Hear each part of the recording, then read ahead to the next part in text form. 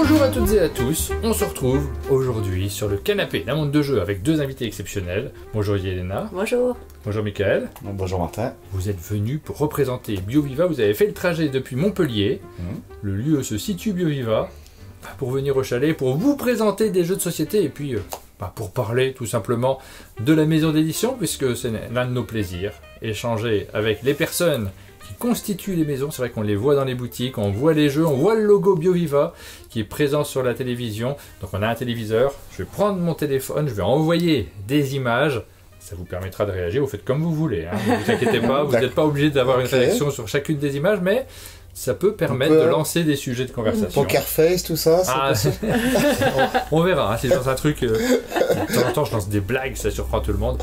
C'est l'occasion d'échanger, évidemment, sur ce qui fait une maison d'édition. Ses acteurs, la vie qu'il y a derrière, et c'est l'occasion de raconter l'histoire de BioViva, puisque ça fait déjà un certain temps que cette maison d'édition existe, avec une spécialité forte, on va en parler dans cette vidéo. Plein de jeux, vous les voyez derrière nous. On va évidemment parler des dernières nouveautés également, mais également des tout premiers jeux. Vous nous avez ramené des boîtes étranges, des choses... Ah, tu les sors déjà. Teasing. Qu'est-ce que c'est alors? Qu'est-ce que c'est que cette boîte? Ça, c'est le tout premier prototype en fait du jeu BioViva qui a donné le nom à la maison d'édition. Ouais. Alors on voit que c'est pas le même logo que celui qu'on a à l'écran. C'est pas le même genre de boîte que les boîtes que nous avons juste derrière nous. Ça date de quand alors venons-en à la création de BioViva. Allez, on va commencer par le commencement. Voilà, bien. Ça commence dans l'ordre. Donc BioViva a été créé en 1996, donc ça commence à dater. On doit être à 27 ans, si je compte bien. Ouais. Et donc c'est par Jean-Thierry Vinstel qui est ingénieur agronome et qui a fait le premier jeu BioViva, qui est un jeu de questions-réponses sur la nature et l'environnement. Et voilà, dès 96, le but, ça a été de le faire de façon respectueuse de l'environnement, c'est-à-dire avec des matériaux écologiques et en fabrication française. Donc tu nous cites là des éléments qui font toujours partie de l'identité de la maison d'édition, puisque cet aspect environnemental, on le voit hein, sur chaque boîte de jeu. Si on prend des boîtes de jeu, on voit toujours systématiquement sur nos boîtes marquées fabrication française, c'était déjà le cas, éco-conception, production responsable, c'est les piliers de la boîte. C'est ça, c'est vraiment notre ADN, c'est tout ce qui concerne, on va dire, la forme de nos jeux. On fait extrêmement gaffe à ne pas introduire de plastique dans nos produits, à utiliser papier, carton issu de forêts durablement gérées. Donc tous les jeux sont labellisés FSC. Oui. Voilà, donc ça c'est quelque chose qui est important pour nous. C'est un cahier des charges en fait, imprimé à base d'encre végétale. Je recommence, d'encre à base végétale, vous aurez compris. Et sur tous les jeux qu'on a édités, et ils sont pas tous là, ça a toujours été respecté. Chez le premier imprimeur qui nous a fait confiance dans la Drôme. Et alors cette boîte-là, elle est un petit peu plus grande. La société a évolué depuis 27 ans, depuis 96. À l'époque, il fallait faire des très grosses boîtes. Ça, c'est un prototype. C'est même pas la boîte telle qu'elle a été conçue derrière. C'est un prototype. Le tout premier prototype, alors c'est une pièce de musée en réalité. C'est ça. Ah, c'est un peu ça, oui. Oui, parce que les jeux BioViva, on les connaît partout, on les voit régulièrement, c'est des couleurs qui sont plutôt vives, qui sont attrayantes également, ça fonctionne particulièrement bien auprès des enfants. Et là, on est dans une catégorie complètement différente. C'est 27 ans. Hein, donc forcément... on est sur... Voilà, il y a quelques cartes, alors on voit pas trop, mais ça reste... voilà, c'est assez terne, il y a quelques cartes qui ont survécu. Ça reste style années 90. Mais oui.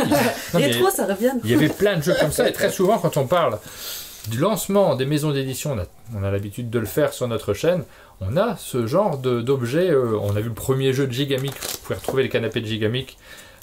C'était une serviette de plage avec une petite trousse à l'intérieur dans laquelle on pouvait sortir quelques pions. On en est déjà loin sur ce jeu-là, mais il y avait déjà l'identité de la boîte à l'intérieur, il y avait déjà ce caractère-là. Alors on le retrouve sur les derniers jeux, effectivement. Là j'ai sorti une boîte de défis nature. On fait un grand saut en avant. Les défis nature, c'est les jeux qui sont les plus connus aujourd'hui dans votre catalogue. Oui. Quand on veut parler de BioViva, naturellement on pense à ces jeux-là, des jeux très simples, sur la nature. Donc cette identité est très présente, et c'est des jeux qui ont rencontré, malgré parce que c'est pas si simple en fait de réaliser un jeu en France, malgré des choix exigeants de production en France, Tu m'as dit, Yelena, combien d'exemplaires vendus? 6,5 millions d'exemplaires aujourd'hui, des petits jeux de cartes définatures à travers le monde. Ouais. Donc c'est possible. C'est possible de sortir ça date de quand, ça, Définature? 2008. Ouais, ça fait 15 ans. Ouais. 15 ans. Ouais, regarde, on a sorti la version spéciale pour le 15e anniversaire. Ah oui. Cette année. Et qui brille. donc qui brille. Donc il faut se mettre à la page hein, de nos jours. On est obligé de faire un truc comme ça. Et en fait, les animaux ont été issus du choix des enfants. Donc les animaux qui sont dedans. Les animaux préférés des enfants. Voilà, qui ont été consultés via le club Définature. Oui. Et donc, ils ont fait de très bons choix. Ouais, c'est ça, c'est de très bons choix. Donc il y a des lapins, la loutre, le dingo. Bon, je vais pas détailler toutes les cartes, hein, mais c'est excellent parce que du coup, on leur a demandé, on a fait une liste élargie, et puis ils ont choisi, ils nous ont fait, il y avait aussi des choix libres, ils nous ont proposé pas mal d'animaux. Et les Définatures, les premiers qu'on a sortis, donc c'était en 2008, hein, tu disais, c'était donc il y a 15 ans, et quand on les a créés, il y en avait, les 3 premiers qu'on a fait, c'était carnivores, animaux marins, reptiles, il y en avait 3, et on a fait un tirage de 5000 exemplaires. Et c'est déjà pas mal, hein, pour 2008 surtout. Oui. Ouais. Non, c'était pas mal, mais c'est vrai que on en a ressorti chaque année 2, 3, 4. Là, ça a été un petit peu long à prendre, et puis au fur et à mesure, l'effet de collection venant, les parents appréciant énormément le concept et le fait que les enfants apprennent en s'amusant, trouver ça assez intelligent d'un côté, on essaye. Et là, on vient de lancer cette année, du coup, à l'occasion justement des 15 ans, des nouvelles cartes. Ce sont des cartes Protect qui vont avoir un effet sur la manche, évidemment, qui permettent du coup de sauver, en fait, dans sa main, un animal qu'on aimerait garder dans sa main. Qu'on a perdu, qu'on souhaiterait garder. Mais qui vont aussi avoir un effet sur la vraie vie, c'est-à-dire que l'on va soutenir financièrement à travers notre fondation des associations qui œuvrent pour la protection des espèces et aussi pour la sensibilisation des enfants sur place à ces espèces-là. Je suis en train de dire que le positionnement de BioViva pour l'environnement, pour la nature, c'est pas qu'une posture, c'est pas que pour vendre des jeux, il y a aussi des engagements que vous avez derrière. Non mais c'est bien d'en parler aussi parce que on en parle beaucoup aujourd'hui de ces thèmes-là, c'était pas forcément le cas en 1996, c'était déjà le cas quand même, hein. Il y avait déjà quand même, c'est pas l'Antiquité non plus, pas mal de monde qui s'engageait sur ces questions-là, mais vous allez au-delà de juste avoir une production qui est éco-responsable. Ça nous fait extrêmement plaisir, c'est-à-dire qu'on a toujours, on s'est battu pour éduquer, parce qu'on a aussi ce positionnement éducatif pour éduquer, pour sensibiliser, pour alerter, et maintenant on va dire que la boucle se boucle, où grâce à l'argent finalement qu'on peut trouver, qu'on peut gagner à travers la Définature, on réinvestit pour protéger les espèces sur le terrain. Et donc là, il y a 6 espèces des 6 premières cartes Protect. Et on a investi chaque année 3 000 € par espèce. Ça fait quand même un petit budget qui est mis pour la protection concrète auprès d'associations qui ont vraiment pignon sur rue, qu'on a cherché pour qu'elles soient vraiment sûres, etc. Et donc on est assez fiers de ça. Vous protégez les espèces en voie de disparition, 6 espèces. C'est pas nous qui les protégeons. Oui, forcément, vous en faites partie. À travers une fondation. Il y a des espèces en France, la tortue Kawan notamment et le faucon Cresselette. Oui, Cresselette, ouais. Voilà, qui sont en France, mais là on vient d'avoir l'éléphant d'Afrique, il y a la girafe réticulée qui par exemple du coup n'existe pas en France, de manière naturelle en tout cas, et du coup effectivement ça va être avec des associations qui travaillent sur le terrain, sur place. On a parlé très rapidement de BioViva, de vos engagements, de la genèse de BioViva donc. Moi, j'ai envie de vous connaître aussi, vous deux, puisque c'est personne qui vous avez parlé du fondateur de BioViva. Vous n'étiez pas dans la boîte au moment de la fondation. Non, moi je suis arrivé en 2002, alors je suis un petit peu une antiquité quand même. Hein. 6 ans, il y avait 3-4 jeux, et donc du coup on a construit. Petite équipe. Voilà, petite équipe. Après on était 3, donc finalement on est resté longtemps un petit nombre, 3, 4, 5, 6. 7, et puis on va dire que à partir des années 2010 on a commencé à franchir un petit palier 2010-2012 à être plus 10-15, une vingtaine.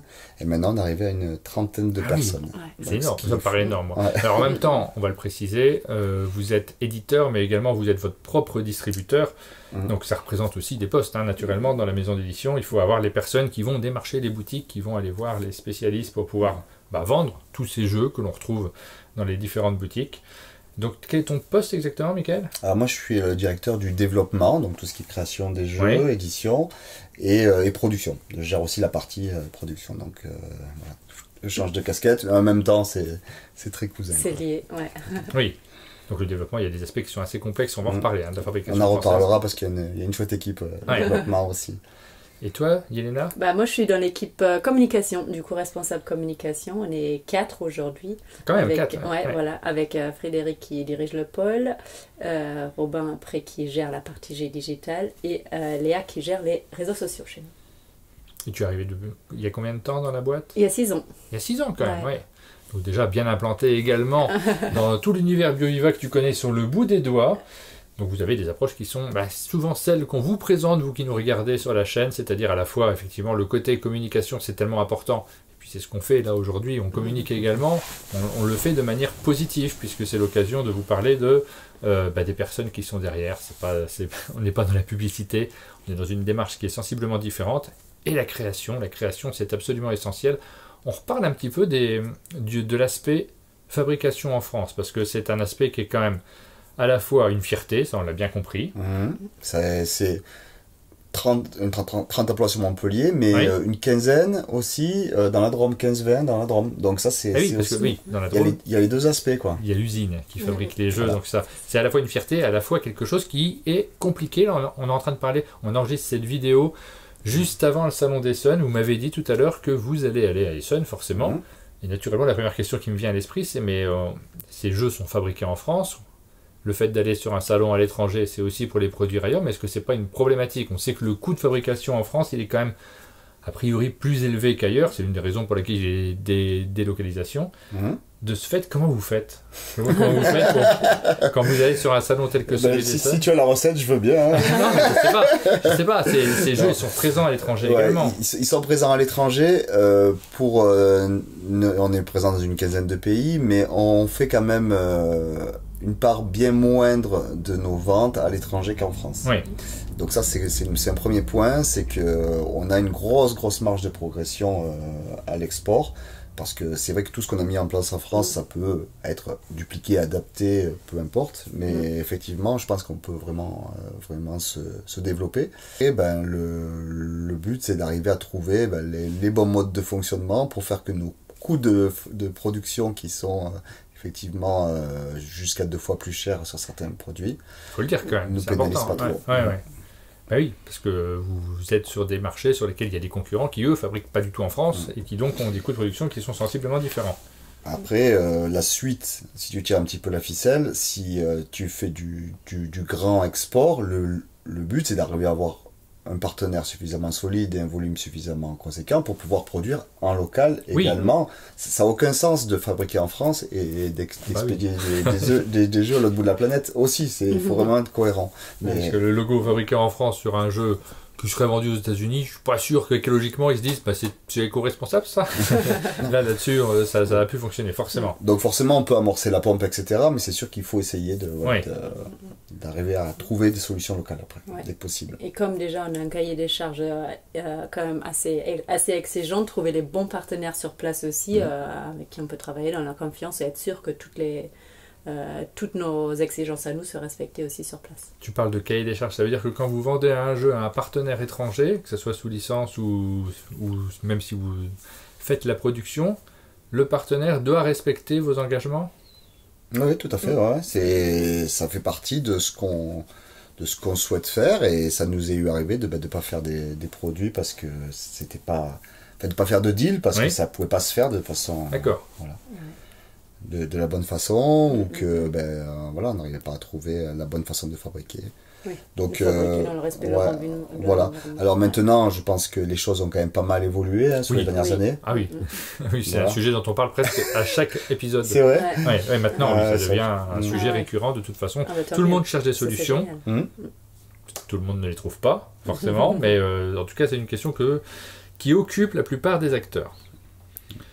On a plein de photos. Alors, plus que ça, là. J'ai des photos de groupe sur un bateau. Alors, on a parlé dans la voiture. Ça, c'était un chouette séminaire. Alors, c'était juste avant que tu n'arrives. Donc, oui. C'était donc il y a 6 ans et demi. Ouais, 6 ans et demi. J'ai raté ça. Donc, voilà, une partie de l'équipe. J'aurais envie de parler de l'équipe quand même, malgré tout. Vous n'êtes pas que 2, on l'a dit, une trentaine de personnes. Non. Donc, Jean-Thierry, qui est le deuxième important de la gauche assis, qui nous fait coucou, là, avec la main grand ouverte. Donc voilà, là je peux reconnaître Adrien qui tire la langue, qui est maintenant chez Yellow, Loki, tiens. Et puis voilà, on a au fond il y a Mélanie qui est là depuis presque aussi longtemps que moi, 6 mois après. On est voilà les 2 plus anciens. Et puis le reste, voilà, je vais pas te citer tout le monde, mais on a une chouette équipe. Et ce séminaire-là, on l'avait fait sur un bateau, sur un petit catamaran. Et à la fin, pendant tout le long de la sortie, on avait traîné un filet à plancton. Et du coup, à la fin, on avait pu regarder le plancton, le zooplancton au microscope. C'était génial. Je veux qu'on a traîné un filet. Alors, on a pêché énormément. Oui, alors on a pêché des petits trucs microscopiques qu'on a rejetés à l'eau. Alors que je passe quelques photos, effectivement, on a des photos de l'équipe qu'on a pu retrouver. Excellent. Donc là, Raphaël à gauche. Effectivement, après, on a Léa qui gère les réseaux sociaux. Devant, on a Adeline de l'équipe développement et Dorian qui était graphiste. Derrière, il y a Honorine, Alice de l'équipe marketing et Robin de l'équipe digitale. Et voilà, et Yelena qui se cache au fond de son Ah oui, je savais même pas vu. Voilà. Et donc, cette photo-là, tout ça, c'est pris à Montpellier? Oui, c'est nos bureaux. C'est nos bureaux. Là, c'est vos bureaux. Les bureaux en centre-ville, ça, c'est une surprise également. Ouais. Pour loger une trentaine de personnes, c'est déjà... Heureusement qu'il y a le télétravail, je veux dire, parce que là, on a des chouettes bureaux, mais en fait, ça devrait être tout sauf des bureaux parce que c'est mal insonorisé, c'est parfois un peu chaud, parfois un peu froid, mais c'est pas grave. C'est un joli endroit, et puis c'est très pratique d'être situé en centre-ville. Voilà, on y est vachement attaché. Il y a beaucoup de personnes, du coup, ceux qui habitent en ville peuvent venir en vélo ou à pied, ceux qui habitent un peu plus loin, ils peuvent venir en train. Du coup, ça fait aussi partie de la démarche, finalement, de BioViva, d'être situé en centre-ville pour faciliter l'accès pour tout le monde.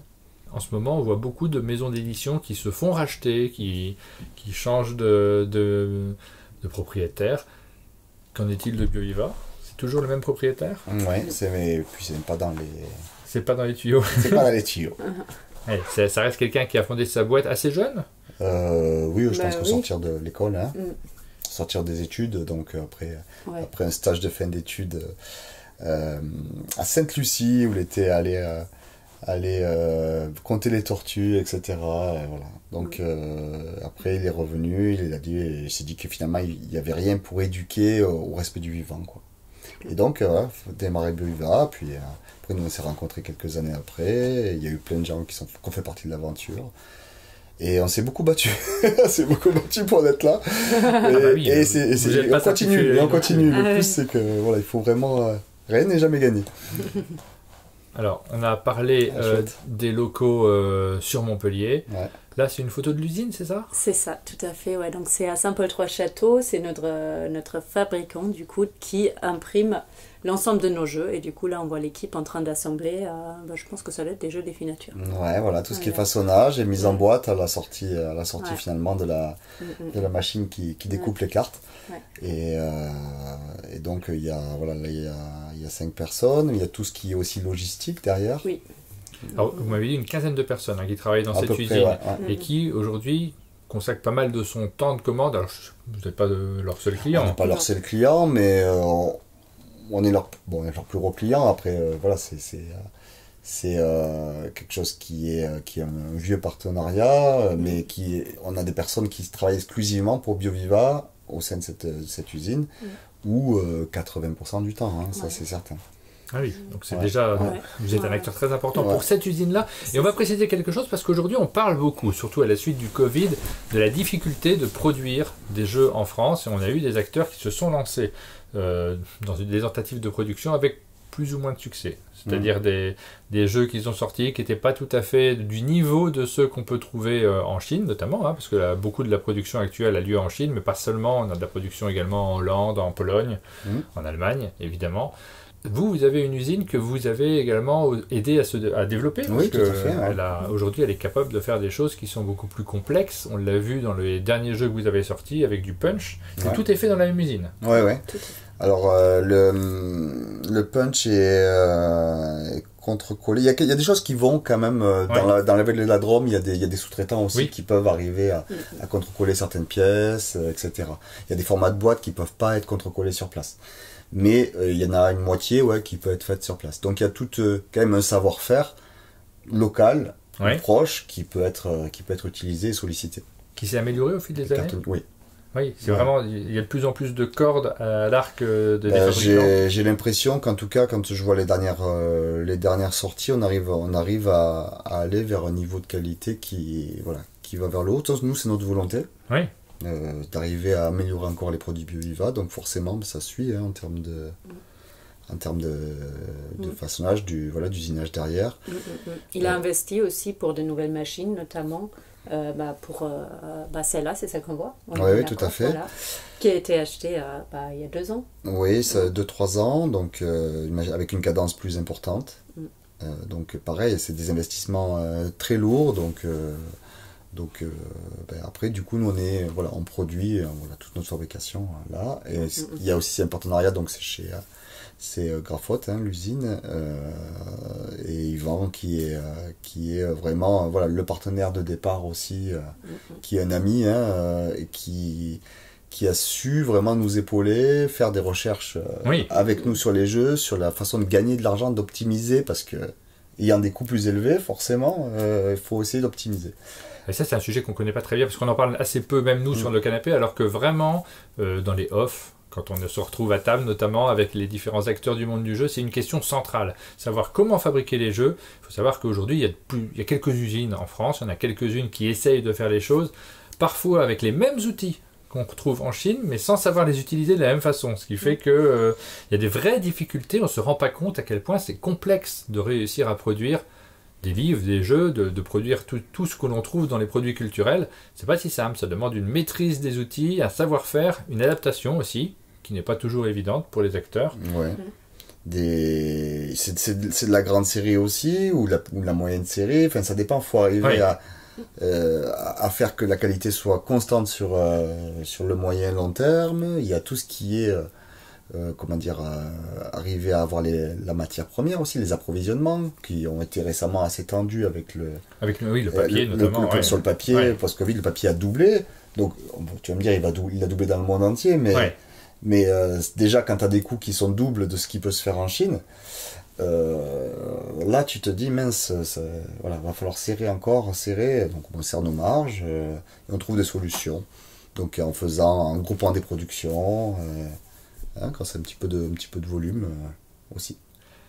J'adorerais visiter ce genre d'établissement. Tu es bienvenu quand tu veux. Oui, il faut trouver le temps, mais effectivement, là, je serais curieux, j'ai envie qu'on m'explique chaque machine, comment ça fonctionne, quelles sont les contraintes. Elle est vraiment impressionnante en plus. La planche de cartes arrive, et puis elle est découpée avec des couteaux, ça ressort en tas, là, c'est passionnant. Ouais. Ah bah oui, non, mais c'est absolument passionnant de manière générale. On a envie de savoir comment les jeux sont fabriqués. Jean-Thierry, voilà, donc du coup, on a parlé, donc... Là, c'est pas en 1996, c'est un peu plus récent, il n'y a pas 25 ans. Jean-Thierry, si tu le regardes. Le jeu, on l'a sorti il y a 2 ans, donc... Voilà. Avec l'un des gros succès de la boîte. Alors, c'est pas la première boîte de définiture, puisque... Enfin, c'est pas les petites boîtes, c'est les plus grosses. Vous avez fait... On va parler des jeux aussi. Du plaisir de parler des différents jeux qui sont sortis. C'est votre gros succès, Définature. C'est un jeu de cartes qu'on va retrouver notamment dans les cours de récréation. Il n'y a pas que du Pokémon dans les cours de récréation. Il y a également des Définatures. Et c'est vrai, c'est pas... Nous, on est instit à la base. Donc on a eu l'occasion d'en voir plein d'enfants se promener avec ces petites boîtes-là, jouer de manière ultra simple. Parce que c'est vraiment le jeu le plus accessible. Il y a juste à sortir les cartes, à regarder les caractéristiques des différents animaux qui sont dessus. Oui, celle-ci est ouverte. Ouais, celle-ci est ouverte si tu veux. On va essayer on va se faire une carte. Allez. Je vous en laisse tirer une chacun. Allez, tiens, tire-en une. Tac. Allez. Allez, on se fait comme ça. J'aime beaucoup, mais je pense que j'ai pas des grosses chances de gagner. Ah, il est chouette. Moi aussi, il est mignon. Hein. Mais alors, bon. Donc, on va parier sur les caractéristiques de l'animal qu'on estime la plus forte. Allez, vas-y, Martin. Ah, je commence. Donc, moi, je vais vous parier sur le.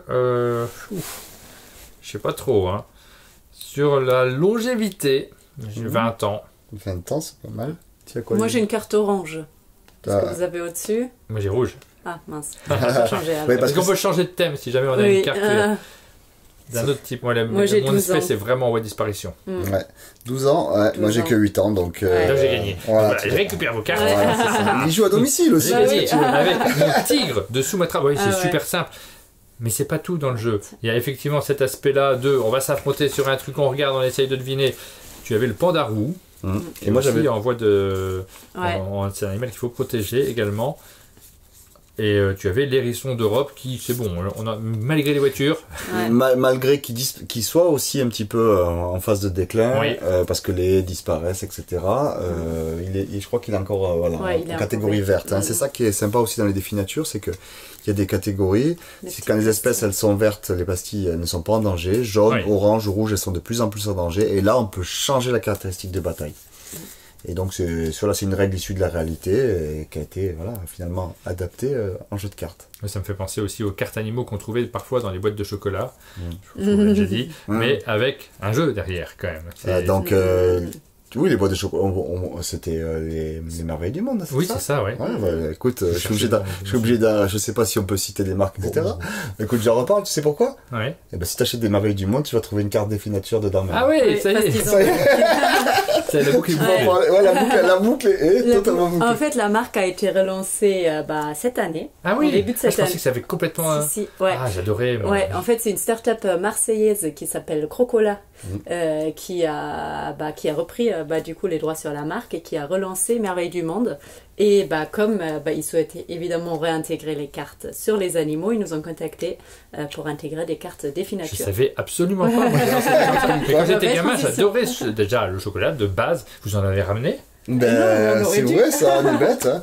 C'est bête. En fait, dès que ça arrive au bureau, malheureusement, tout le monde se jette dessus et le mange. Du coup, c'est la fin de cette émission. Désolé. Non, mais alors, ça m'aurait fait tellement plaisir. J'aurais peut-être pleuré sur le chocolat. En plus, on avait dans le train, c'est fou ça. Ah ouais. C'est bon, prochaine fois. Faut revenir. Faut venir dans la droite. Non, mais c'est étonnant. Oui, effectivement, moi, ça me fait penser à ça. Mais les gens qui nous regardent, s'ils sont trop jeunes, ne connaissent pas ce chocolat mythique. Mais du coup, vous pouvez le connaître maintenant si ça ressort. Il est bon. Je ne l'ai pas encore vu en magasin.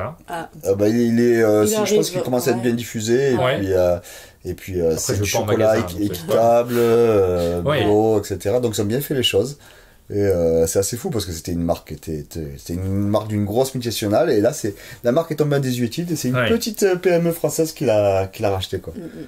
Mais ça vous correspond bien. D'un autre côté, et retrouver les cartes à l'intérieur, c'est je sais pas si c'est eux qui vous sont contactés, du coup, c'est même pas vous. Bon, voilà. Donc, ça me fait penser à ça. Et là, on retrouve ça avec un jeu à l'intérieur. Effectivement, les enfants peuvent y jouer. Et ça se joue énormément dans les cours d'école. C'est un jeu qui ne doit pas être très difficile à vendre, Yelena. Tout le monde connaît aujourd'hui les défis nature. Aujourd'hui, effectivement, les défis nature, aujourd'hui, ils ont une belle notoriété. Effectivement, on est entouré de partenaires aussi. Il y a les magazines aujourd'hui, défis nature, avec Milan. Il y a des livres avec Fleurus. Il y a des chocolats avec Merveille du Monde que l'on vient de citer. On vient de lancer aussi un partenariat avec l'Uni, la Fabrique à Histoire, avec un livre audio, défis nature. Donc, effectivement, aujourd'hui, défis nature, ils ont... Ça devient une belle notoriété. Voilà, une licence d'une certaine façon, mais tout en gardant cet ADN éducatif. Quoi. Et c'est vrai qu'on le voit, nous, quand on va sur les salons, à chaque fois qu'il y a des enfants qui arrivent sur notre stand, ils vont vers les défis nature, ils sont attirés, ils cherchent des thématiques qu'ils n'ont pas encore. Ah oui. Donc les enfants sont vraiment très fans. C'est ça qui est chouette. Il y a des enfants, quand j'ai signé des défis nature, quand on leur a dit que j'avais inventé les défis nature, ils me faisaient des dessins. L'année d'après, ils revenaient. Enfin, c'est une émotion. C'est ça. On reçoit beaucoup de créations de la part des enfants qui créent leurs propres défis nature, qui nous font des suggestions d'idées, qui nous font des dessins, des lettres, des magazines. il y a créativité énorme. Ça parle tellement aux enfants en fait. Le système est tellement simple, comme on l'a dit. Quand je parle des chocolats merveilleux du monde, c'est aussi pour évoquer la simplicité des souvenirs d'enfants, d'avoir juste des cartes, d'avoir juste des belles images, parce que c'est des belles images sur les différents animaux. Ce côté un petit peu encyclopédique, pas besoin de plus en fait pour s'émerveiller. Et tu as dit que ce jeu, tu fais partie des créateurs. Et c'est pas un détail parce que c'est des jeux qui sont développés en interne au sein de BioViva, toute cette gamme-là. Vous êtes les auteurs en réalité. Tout à fait, oui, c'est sûr. Donc, en termes de définition de la gamme, etc., moi j'étais à l'origine, mais depuis, il y a beaucoup de monde qui a travaillé dessus. Bien sûr. Et là, il y a, je citerai Emeline, Honorine, Raphaël, Adeline. Et nos graphistes, enfin j'étais obligé de citer tout le monde maintenant, Corinne, Andrea, Margot, on est vraiment une chouette équipe à travailler dessus, et il y a la version Escape, c'est Igor qui travaille dessus, on développe ça en interne, en tout cas sur cette gamme-là. Alors développer en interne, ça ne veut pas dire que c'est un jeu qui n'a pas d'auteur. Parce qu'en réalité, aujourd'hui, on parle beaucoup de l'importance d'avoir le nom de l'auteur sur la boîte. Ici, on n'a pas le nom de l'auteur sur la boîte, puisque l'auteur, c'est BioViva d'une certaine manière. C'est ça. Mais derrière BioViva, il y a des personnes, peut-être qu'il faut écrire Studio BioViva ou quelque chose comme effectivement, ça. Pour montrer qu'il y a des gens derrière, c'est tellement important. On en a parlé, on l'a évoqué, on va peut-être le faire sur certaines boîtes. Oui. On a mis sur les plus grosses boîtes, là où il y a la place, parce que là, la place est assez réduite, des crédits.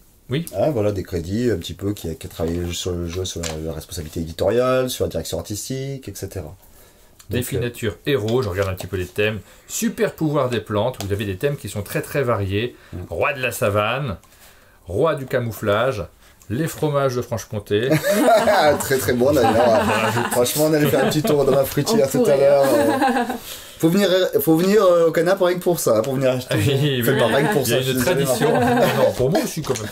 Il y a une tradition, souvent nos invités se rendent à la fruitière pour repartir avec du comté. Oui. Alors, on a parlé des auteurs, on a parlé des définatures, il y a d'autres boîtes de définatures, il y a des plus grosses boîtes également. On va en parler, alors des boîtes qui sont assez différentes. On a les Escape que vous avez sortis il y a quelques années maintenant, les définatures Escape, avec des petits livrets à l'intérieur. C'est ça c'est super chouette parce un jeu d'enquête, Voilà, on est vraiment sur un jeu, on va utiliser les cartes définatures, mais avec des enquêtes comme ça sur des livrets en fait, avec des jeux. Donc ça s'adapter à l'âge de 7, 8, 9, 10 ans, c'est super bien à faire avec les parents, entre les parents et les enfants en fait. Et en fait, on va trouver les réponses sur les cartes définatures. Voilà, on va céder les cartes pour trouver les réponses dans le livret. Donc on a 2 enquêtes par boîte et un jeu en plus qui permet de continuer à jouer avec son jeu quand on a fait les enquêtes. Oui, parce que c'est les mêmes cartes à l'intérieur, c'est des cartes qui peuvent servir également. Oui. Pour pas mal de choses, en fait, on peut mélanger, on pourrait mélanger les cartes, c'est pas forcément conseillé, mais vous pouvez le faire. Voilà, les enfants le font, ça c'est sûr. Ça se fait, Mais effectivement, on peut jouer à la règle de définature classique avec les cartes qui sont dedans. Et en même temps, on a le côté enquête qui est assez chouette et on a de super retours sur cette gamme-là. On a 5 versions maintenant. C'est long, c'est un gros temps de développement, c'est 1 an de développement pour faire un escape. Parce que il y a à la fois du debug, il y a du test, il y a vérification, croisement de sources, d'informations, illustration, il y a beaucoup de... Voilà, faut arriver à faire un premier proto qui n'est pas illustré avec les illustrations finales, et à la fin arriver à tout mettre en page, refaire les illustrations, faire appel à l'illustrateur. Sur celui-là, ça doit être Franz, je pense qu'il l'a fait, Franz Rey. Et donc... in fine, je pense qu'il y a à peu près un an de développement sur un escape. Et on a des plus grosses boîtes, comme j'en ai une dans la main, ça c'est la dernière, mais il y en a eu plusieurs autres avant. Définature, là, c'est Grand Jeu Dinosaure. Je crois qu'on en a d'autres. On a un Grand Jeu Fantastique qui est caché. Voilà. La nouveauté de cette année. Et il y a le tout premier qui était, mais on l'a pas amené, mais qui était Définature, le grand jeu tout simplement, sur les animaux. Quand c'est des grands jeux. Quand c'est des grands jeux, on dit c'est des grands jeux. Voilà, donc là on retrouve, encore une fois, des cartes de définature à l'intérieur. On a 72 sur les dinosaures dans cette boîte-ci. Nous avons des animaux donc fantastiques, des créatures fantastiques dans l'autre boîte. On va en retrouver également. Mais derrière, il y a un autre système de jeu avec un plateau. Et c'est l'occasion aussi de dire que... Alors, c'est des jeux qui sont également développés en interne. Mais vous avez une démarche de création de jeux de société avec des auteurs notamment de plus en plus. Ces dernières années, on voit quelques jeux sortir avec des des auteurs qui sont extérieurs et qui sont bien sûr indiqués sur les boîtes, on peut le voir. Bah, par exemple, si on prend la boîte de Dino Picnic. Hop. Il y a eu Wikoti aussi l'année dernière. Oui, avec Erwan Morin. Erwan Morin, ouais. Donc ça c'est avec Frédéric Boule et Mathieu Roussel, donc pareil là tout frais, il sort de fabrication, donc on en est assez fiers de celui-ci. Et bon, il y a La Folie aussi qui est sorti cette année. Oui. Ouais. Je connais là où est-ce qu'il aurait dû le laisser en bas. Romain Cartedjian. Donc en fait on est vraiment à l'écoute. Aussi voilà des prototypes qu'on veut bien nous envoyer, nous transmettre, et puis on sélectionne et on essaye d'en sortir 1 à 2 par an. Ça c'est une vraie évolution pour vous, il y a eu un virement dans la boîte, quelque chose, vous avez envie d'aller vers l'extérieur et de trouver d'autres types de jeux? On n'a pas la science infuse, on va dire que c'est bien aussi de se nourrir de ce qu'il y a à l'extérieur, il y a une vraie créativité partout, et oui c'est une envie, de ne pas rester que reclus sur ce qu'on sait bien faire, ça c'est sûr, mais forcément il y a des idées nouvelles qui peuvent venir. Là c'est un jeu de draft on n'en avait jamais fait, je sais que c'était un gros mot. Oui, c'est ce que j'ai dit pendant là, parce qu'on a enregistré une petite vidéo de présentation des différents jeux, et le draft c'est pas du tout un gros mot pour les joueurs, mais pour ceux qui ne connaissent pas ça peut faire peur dès qu'on rentre dans le jargon technique. Ouais, mais tout à fait, alors que c'est très accessible et ça reste un jeu avec une vraie profondeur ludique, Dino Picnic, franchement que peut-être nous en interne on n'aurait pas fait comme ça, et en fait avec les auteurs on a travaillé avec eux, c'est ça qui est chouette. Oui. C'est que du coup c'est pas simplement ils nous amènent un jeu tout fait et nous on dit tiens on va mettre des graphismes dessus et on les dit. Non, on est aussi un peu auteur, donc du coup on fait il y a du développement sur un jeu de société de manière générale, il y a toujours du développement, donc on fait des allers-retours, beaucoup de tests, je pense que beaucoup de tests en interne, mais ça c'est la partie la plus simple pour tout le monde. Et ouais c'est ça, quand on arrive à dire bon il y a des petits tests, des petites heures, bon on arrive toujours à trouver du monde. Pas toujours à la com, tu travailles beaucoup. Pareil. Mais voilà, donc chouette, des belles collaborations sur À la Folie aussi, qui est pas là, mais qu'on a présenté sur la chaîne. Donc si vous voulez découvrir À la Folie, on a une chouette vidéo sur la chaîne dans laquelle on joue à ce jeu. Vous pouvez le découvrir, vous verrez que c'était vraiment un jeu familial. Ouais, alors là, celui-là, il est super sympa pour quand on a 10 minutes, un quart d'heure, et en fait, on va découvrir les goûts des autres autour de soi, et vraiment, finalement, faire il y a quelques petites révélations sympas qui se passent. Nous, on joue aussi beaucoup. Moi, j'ai joué avec des amis, je sais qu'il y en a plein dans l'équipe qui jouent aussi avec des amis, donc ça se joue aussi bien en famille, mais aussi entre adultes, en début d'apéro. Un peu en brise-glace. Voilà, c'est ça. Ou ce qu'on fait aussi, nous, c'est quand il y a des nouvelles personnes qui arrivent dans l'équipe. C'est sympa de faire une petite pour mieux la connaître. Voilà. Parce qu'en gros, il y a 80 cartes, non plus, il y a 124 illustrations. Et en fait, on va devoir classer les illustrations selon nos préférences. Et essayer de deviner les préférences des autres. De chacun autour de la table. Donc on joue avec les autres joueurs. Allez voir la vidéo, parce que vraiment, on a joué ensemble. Avec nos préférences, on a quelques surprises, et forcément c'est rigolo de découvrir ce que les gens ont mis, parce que c'est pas forcément, c'est ce que j'ai vécu moi, c'est pas forcément ses préférences personnelles que l'on met, mais c'est des préférences par rapport aux autres situations. Donc on se retrouve parfois à mettre allez, je mets le sport en premier, alors que les gens autour de la table disent mais non, t'es pas du tout sportif. Je t'ai jamais vu courir. Et on se fait tailler les croupières. Ah là là. Allez voir la vidéo, elle est rigolote. Donc ça c'est À la Folie. Oui. Donc de plus en plus de jeux que vous développez, que vous sortez, vous faites votre propre distribution. C'est vous qui distribuez les jeux dans les différentes boutiques. Ouais. C'est un défi, ça. On en fait des choses. Oui, c'est un défi, parce que là, si une boutique nous regarde, qu'elle veut commander les jeux BioViva, comment elle fait? Eh ben, elle nous passe un petit coup de fil, on envoie un mail et puis on la recontacte sans problème. On envoie le catalogue, le bon de commande et les conditions indépendantes qui sont chouettes. Et donc après, voilà, ça se fait très naturellement. Avec un best-seller comme les défis nature, ça aide aussi, parce que j'imagine que des commandes sur du défi nature, les boutiques doivent en faire assez régulièrement, elles en ont besoin dans leur boutique. Oui, ça fait de la rotation, de la venue, ou si les enfants reviennent acheter, ou les parents. Et ça, c'est quelque chose qui est important de créer du flux finalement pour une boutique, d'avoir des visites. Et c'est vrai que du coup, aujourd'hui, on a une équipe commerciale, ils sont 7 aussi. 7, à peu près. 1, 2, 3, 4, 5, Ils sont pas même 8. Bon, voilà. Mais en fait, ça change tout le temps, c'est ça aussi. Tu peux pas débuter 3, la fête est 30. C'est pas oui, parce que, alors 30 personnes, mais à l'intérieur, il y a effectivement des créateurs. Donc, il y a un studio qui travaille sur les jeux de société dont tu fais partie, de développement. Il y a l'aspect effectivement de communication, mais il y a la distribution. On a compris, c'est pas chez vous directement, mais la fabrication est étroitement liée également à BioViva. Vous surveillez ça avec beaucoup d'attention.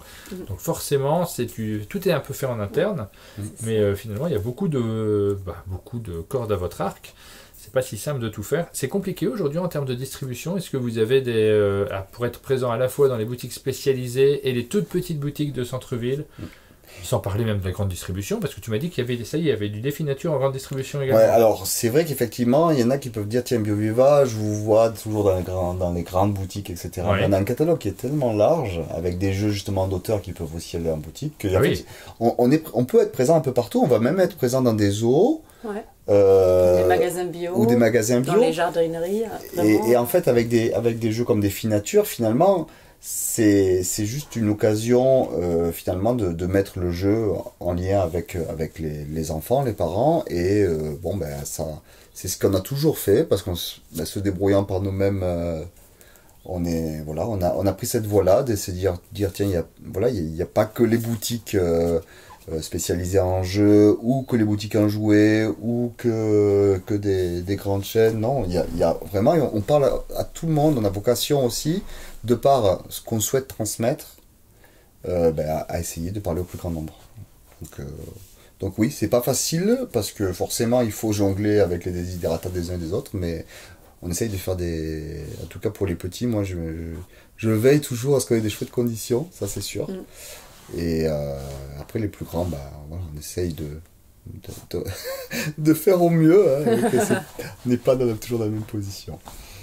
Alors, avant d'enchaîner, parce qu'il y a eu plein d'autres photos qu'il faut que je vous montre absolument, donc on va parler également, on va faire notre traditionnel petit jeu des enveloppes. J'ai préparé des enveloppes avec des jeux publiés par BioViva. Ici, une enveloppe chacun, les mêmes jeux à l'intérieur. Je vais vous demander de choisir un jeu qui correspond à chacune des 3 rubriques. Le jeu qui aurait mérité l'As d'or.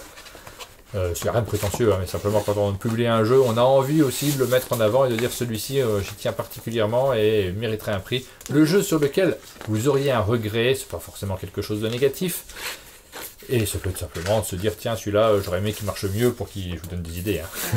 Et le jeu auquel vous auriez envie de jouer là, tout de suite, maintenant, après cette vidéo. Je vous laisse choisir un jeu, pas le même, pour chacune des questions. On va commencer par la première rubrique, le jeu qui aurait mérité l'As d'or. Lequel as-tu choisi, Yelena? Dino Picnic. Dino Picnic. Alors, il n'est pas sorti. Mais il sort juste. Au moment où on enregistre, il sort juste. Voilà. Moi, je vois le futur. Ça, c'est du teasing. Ah ouais, d'accord, ok, bien. Parlons-en, Dino Picnic, là, qui est juste derrière. Ouais. Donc, c'est un jeu, on l'a dit tout à l'heure, on a cité les noms des auteurs. Je suis trop loin pour les lire. Mathieu Roussel. Et Frédéric Boule. Voilà. Et c'est un jeu dans lequel on a ces petits aspects de draft. Comment tu le décrirais très rapidement? Moi, je dirais un jeu, on va découvrir la chaîne alimentaire des dinosaures. L'objectif étant de faire naître un maximum de bébés dinos, et avec effectivement un plateau qui tourne. Et donc, les joueurs vont jouer simultanément dans la partie du plateau devant eux, et donc ensuite faire tourner le plateau pour passer les tuiles au prochain joueur.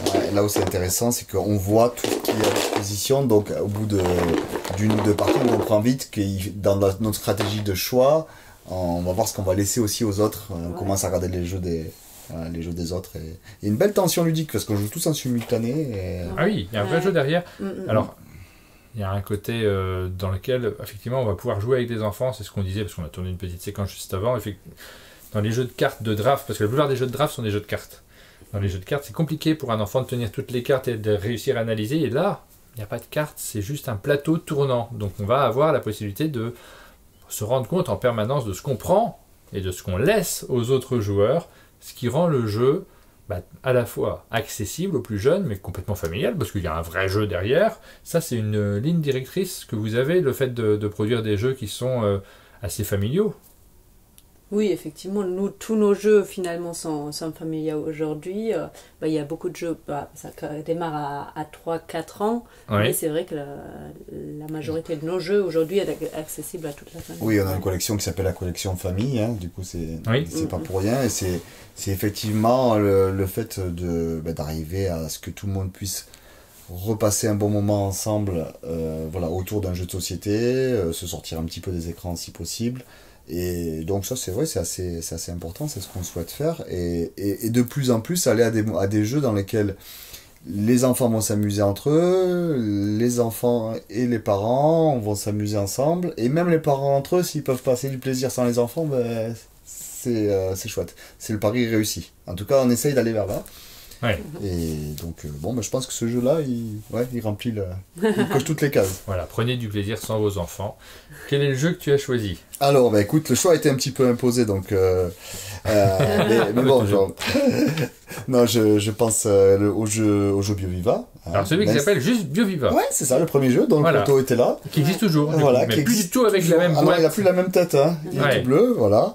Et en fait, ce jeu-là, il aurait mérité l'As d'or, mais parce que à l'époque, il y avait c'était l'As d'or jeu de l'année, où il y aurait plutôt le jeu de l'année, c'est vrai que... Il existait déjà l'As d'or à cette époque-là. Ouais. Alors, quand on l'a ressorti, il y a eu les étoiles du jouet, mais c'est pas aussi...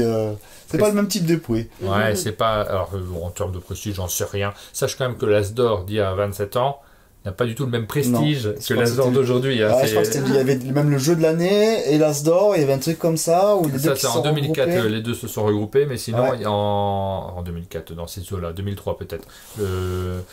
L'As d'or au départ, c'était le prix du Festival des Jeux de Cannes qui revenait aux éditeurs qui s'étaient déplacés à Cannes en réalité. Donc c'était très limité, ils le proposaient et il y avait 12 000 catégories, ce qui fait que c'était pas si compliqué. Non, peut-être pas tout le monde, mais en tout cas, c'est pas du tout la même démarche. Je sais pas comment on s'est débrouillé pour pas l'avoir. Il fallait venir à Cannes. C'est pas la même démarche qu'aujourd'hui où il y a un jury, où il y a cette volonté aussi de représenter quelque chose et de porter le secteur dans son ensemble, où les éditeurs n'ont pas besoin de s'inscrire finalement pour pouvoir être éligibles pour l'As d'or. Le jury s'occupe de regarder tous les jeux, il ne les loupe pas. C'est pas la même démarche, effectivement, aujourd'hui c'est beaucoup plus prestigieux. Donc ça c'est le premier jeu qui existe toujours, qui est toujours disponible. Ouais, toujours. Donc on a quand même refait les règles en 2016. Ouais. On a gardé le côté question-réponse qui était vraiment le cœur du jeu, l'ADN initial. Et on a rajouté deux autres règles qui en fait on lance le dé et selon la phase du dé qui tombe, on va avoir deux autres épreuves. Et du coup ça le dynamise, ça le modernise. Il y en a un où on va devoir faire deviner des animaux en utilisant des bouts d'animaux ou d'autres informations, savoir s'il est petit, s'il est grand, s'il vit dans l'eau, etc. Donc c'est une partie du jeu, et il y en a une autre où ça va être une petite dimension de bluff en désignant sur le globe d'où provient une merveille, un volcan, un lieu du monde, et le plus proche va l'emporter. C'est vraiment une approche de connaissance de la nature qui est hyper riche et intéressante, et voilà, qui a été bien modernisée. Et toujours ces fameux d'autres boîtes. Il est plus là. Alors, il y a d'autres boîtes quand on achète le jeu qu'on n'est pas obligé de garder en réalité. Qui se remet dans la boîte après quand on l'ouvre, mais c'est vrai que ça aussi c'est un petit peu une de nos signatures depuis le départ. Alors rassurez-vous, en musique vous avez l'information, c'est très important les d'autres boîtes pour la vente des jeux, donc il est bien présent. Il y a une autre boîte, c'est juste qu'il est tenu avec des stickers, voilà. Et c'est pas le même système que des boîtes monocuvettes, on appelle ça, voilà, monobloc qui s'ouvrent comme ça. Voilà. Et on a de plus en plus aussi de boîtes imprimées maintenant parce que voilà, il y a une vraie recherche de qualité. Les jeux évoluent. Le jeu sur lequel vous avez un regret. Alors, lequel avez-vous choisi? Moi j'aide mon enfant à avoir confiance en lui. Oui. En fait, c'est toute une collection qui est pas tout à fait des jeux, c'est plutôt des coffrets d'activités. Oui. Qui permettent en fait aux parents d'accompagner leurs enfants sur les problématiques qu'ils peuvent rencontrer au quotidien. Donc avoir confiance en soi, l'usage des écrans, bien manger pour les plus jeunes, Et c'est vrai que moi je trouve que c'est une game qui est très chouette, mais qui peut-être a encore un tout petit peu du mal à trouver sa place, parce qu'effectivement c'est pas un jeu de société à proprement parler. Ça demande plus d'investissement de la part peut-être des parents aussi sur place. Donc voilà, moi je trouve ça dommage, et je pense que... Voilà. Mais j'avais mis la même chose, mais voilà. En fait c'est des kits d'activité, c'est pas vraiment du jeu. Ouais, c'est ça. Mais par contre c'est des chouettes moments pour un enfant, quoi. C'est ça. Donc avoir confiance en soi, bien gérer les écrans, il y a 5-6 thématiques et qui ont jamais vraiment trouvé leur place, comme tu dis.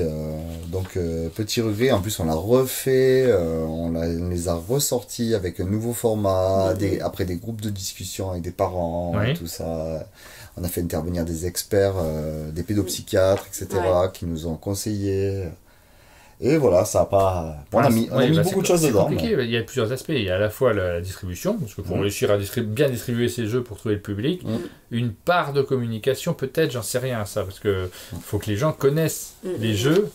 C'est compliqué les axes de communication, parce que vous avez des produits qui sont sensiblement différents les uns des autres. Là-dessus, ça doit être de quoi s'arracher les cheveux. C'est pas toujours facile, parce qu'effectivement, il peut y avoir plein de cibles différentes. Sur du défi nature, on va être sur une cible enfant. Là, on va être sur une cible parent, mais très sensible aussi à des thématiques comme l'éducation positive. Après, il y a d'autres jeux qui sont très familiaux, donc ça va être un petit peu tout le monde. C'est vrai que c'est pas... On communique auprès de beaucoup de cibles différentes. Mais c'est bien, c'est ça qui rend les choses intéressantes.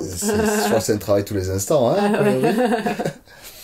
Donc avec aussi plusieurs canaux, hein, je pense que maintenant... oui, on est présent effectivement sur l'ensemble des réseaux sociaux, y compris TikTok. On a lancé notre chaîne. Ça, c'est une nouveauté, la chaîne TikTok. Donc vous faites vous-même, là encore une fois, c'est fait en interne. C'est fait en interne, ouais. Damned. En fait, ça marche pour la communication, mais pour l'ensemble du bio-vivant, on a internalisé beaucoup de choses. C'est pour ça qu'aujourd'hui, à la communication, on est 4, parce qu'on gère les relations presse, l'ensemble des réseaux sociaux, le site internet, tout est géré en interne, et c'est pareil pour les autres équipes. On va enchaîner avec la troisième question, le jeu auquel vous auriez envie de jouer là, maintenant, tout de suite, juste après la fin de la vidéo, hein, quand même. Il n'y a pas d'urgence à ce point-là. On le fait. À la folie. À la folie, tous les deux, le même. À la folie. Ça fait partie de vos jeux les plus familiaux, en réalité. Oui, celui-là, c'est vrai qu'effectivement... Sinon, je pourrais aussi en citer d'autres qui sont pas sur la petite fiche, mais il y a le jeu Cro-Magnon qui avait marqué notre histoire et auquel j'ai toujours plus du plaisir à jouer, et qui est toujours édité, qui se vend moins maintenant, mais qui peut toujours quand même, qui sort quand même, et voilà, qui est toujours demandé. Qui est pas là, non, il est pas là. Et puis bon, après, si j'étais par exemple avec ma fille maintenant qui a grandi, mais on a joué à des jeux comme Sauve Mouton. Oui. Donc ça, c'est vrai que c'est des jeux qui ont des règles aussi, quoi. Oui, il y en a de plus en plus.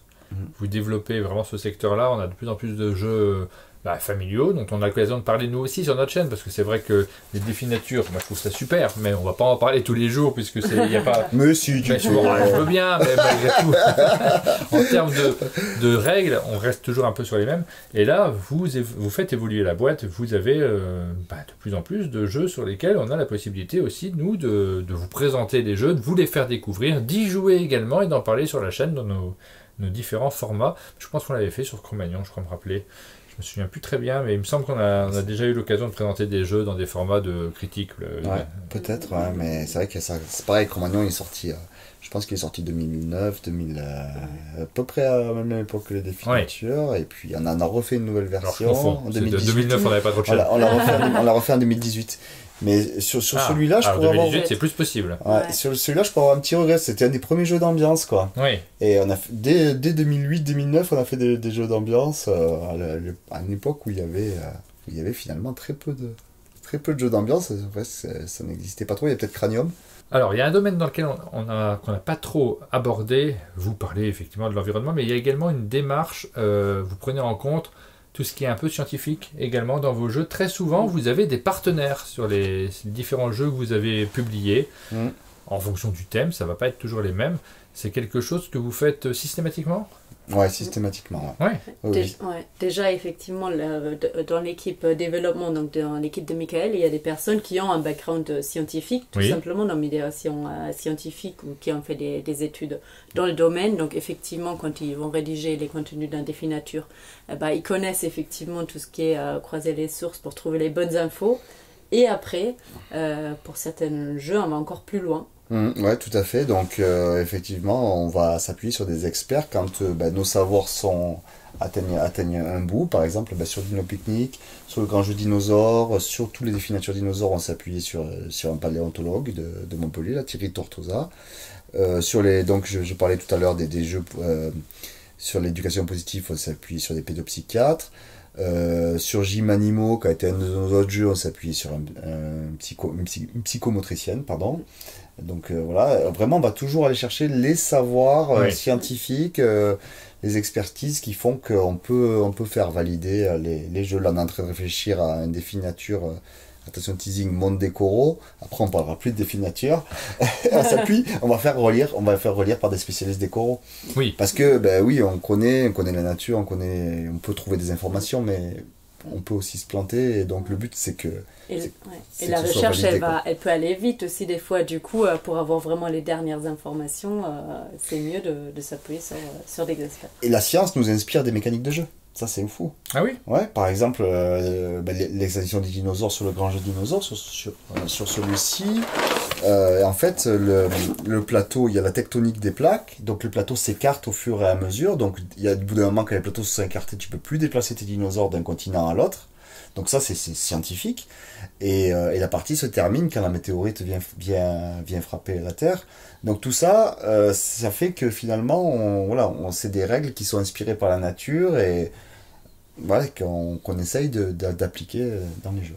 Avec un vrai morceau de météorite à l'intérieur. Alors, oui, non mais c'est vrai. J'ai pas fait gaffe. Alors, il y avait 50, premier lancement du défi nature jeu dinosaure, il y avait 50, on a acheté 50 météorites, des fragments de météorites qui se vendent. Si. Ça coûte cher ça, des fragments de météorites? C'est pas donné, mais bon voilà, il faut bien le faire en tout cas. Mais ça peut se trouver à un prix cher.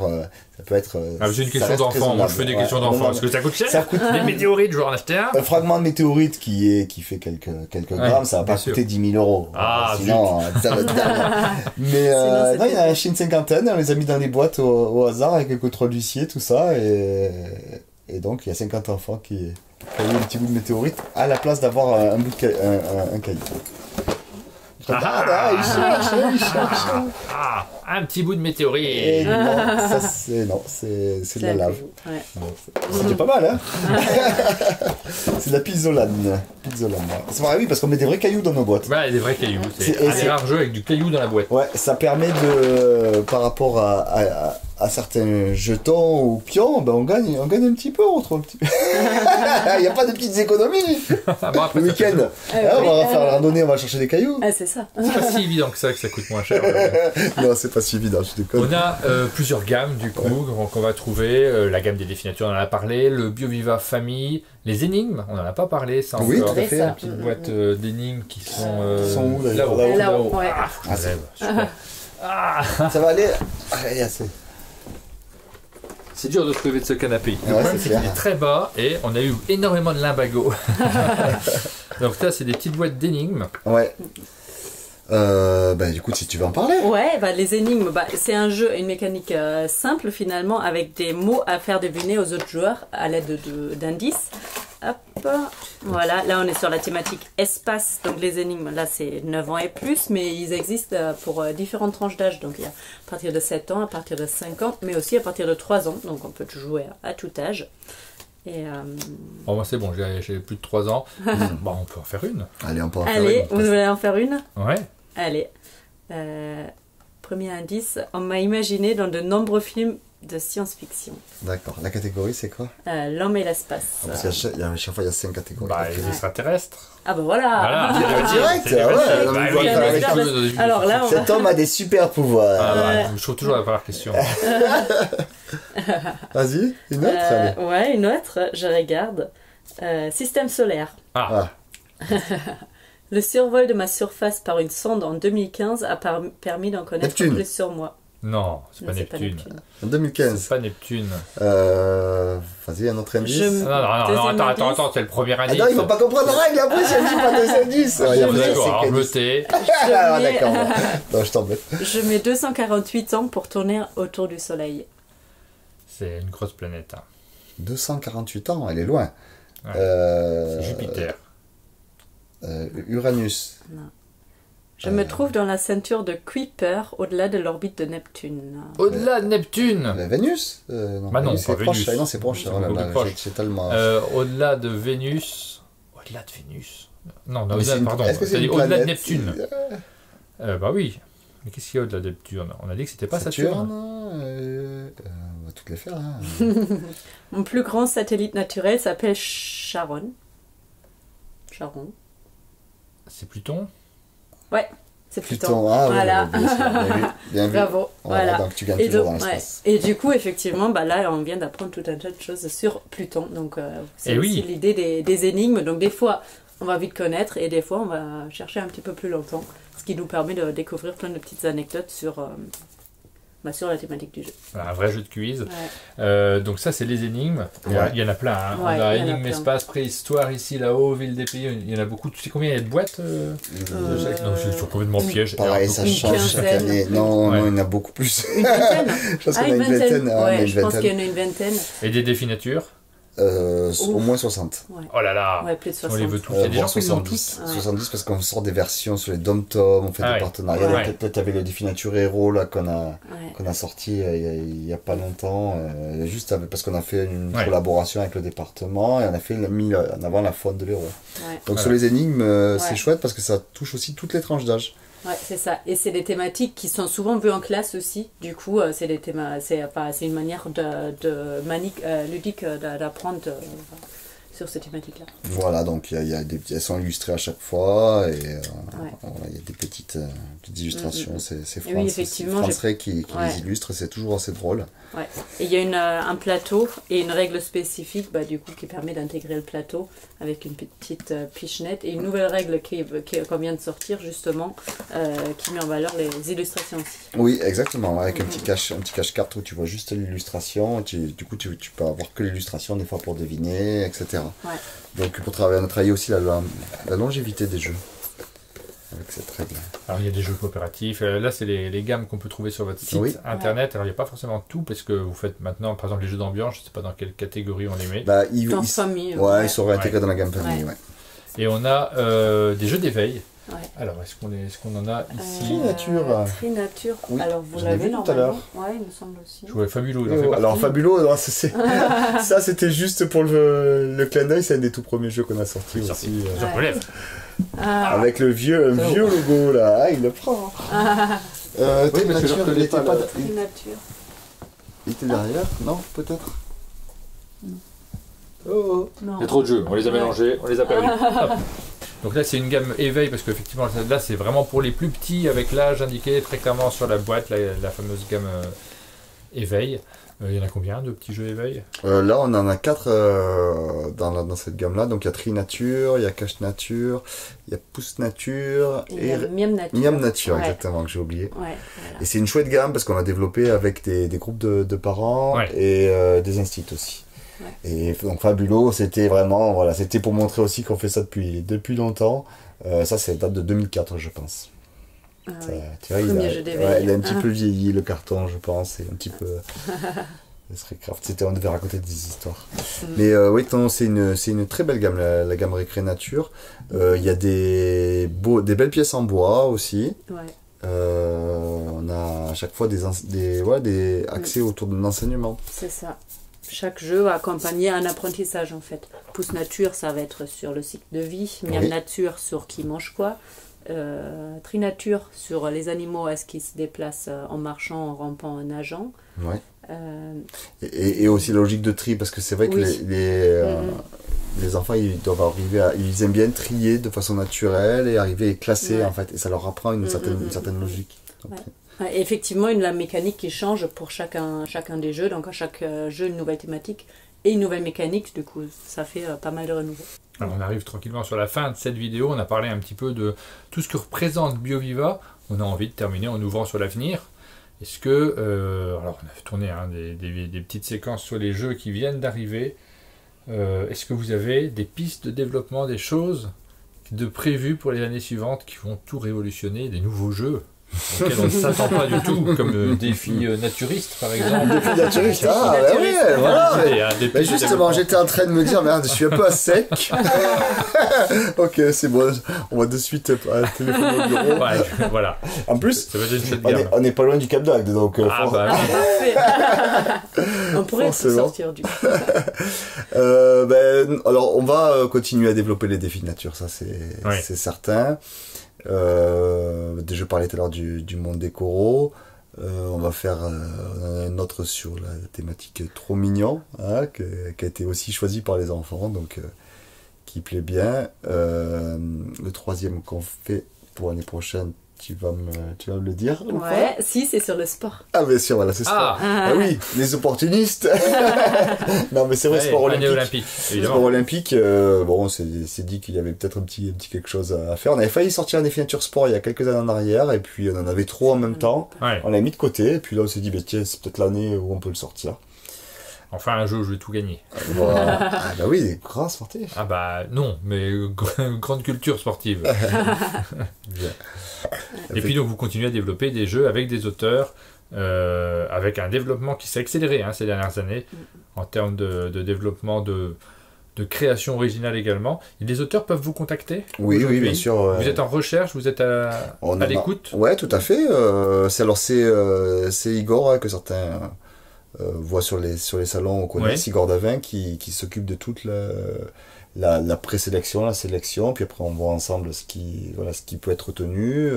On a fait des chouettes après-midi où on a joué à tous les protos. C'est du travail classique d'éditeur, mais qu'on nous a transmis. On a dit ça, bon maintenant ça va pas faire, ça on saura pas vendre, ça c'est bien mais non.